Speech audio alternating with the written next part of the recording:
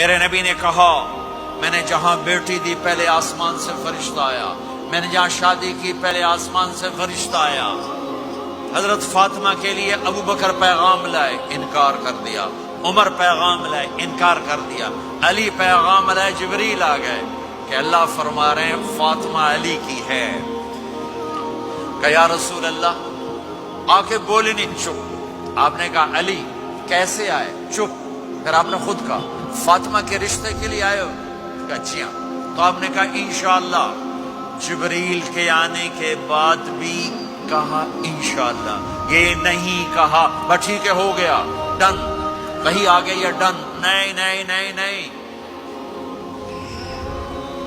آپ اٹھ کے گھر چلے گئے، علی باہر نکل گئے، باہر صحابہ کھڑے تھے، کہنے لگے کیا ہوا؟ علی کہنے لگے انکار ہو گیا۔ وہ کہنے لگے کیسے؟ کہ کچھ کہا ہی نہیں۔ عبد الرحمن بن عوف کہنے لگے کچھ کہا تھا؟ کہ انشاءاللہ کہا تھا۔ کہ بس پھر ہو گیا، ہو گیا۔ یہ انشاءاللہ کیوں کہا؟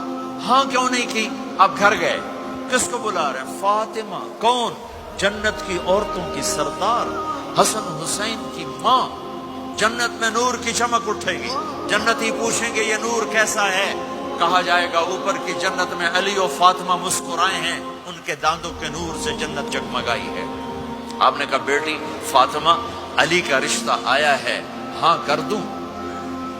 اللہ اکبر، اللہ اکبر۔ کیا فاطمہ نے انکار کرنا تھا؟ کیا فاطمہ نے انکار کرنا تھا؟ بیٹی علی کا رشتہ آیا ہے، ہاں کر دوں؟ بیٹی فاطمہ ہو، رشتہ علی کا آیا ہو، اوپر سے جبریل آ چکا ہو، باپ محمد مصطفیٰ صلی اللہ علیہ وسلم ہو، اور پھر وہ جا کے پوچھیں ہاں کر دوں؟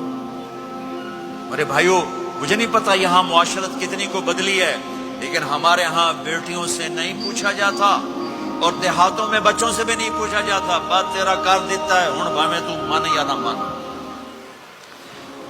تمہاری بیٹی کا حق ہے کہ وہ کہے میں کروں گی، میں نہیں کروں گی۔ تمہارے بیٹے کا حق ہے وہ کہے میں کرتا ہوں، میں نہیں کرتا۔ اللہ کے واسطے ماں باپ سے کہتا ہوں جبر مت کرو، جبر مت کرو۔ بچوں سے کہتا ہوں اللہ کے واسطے لو میرج کے چکر میں مت پڑو، یہ دھوکہ ہے، یہ خواب ہے، یہ خواب ہے۔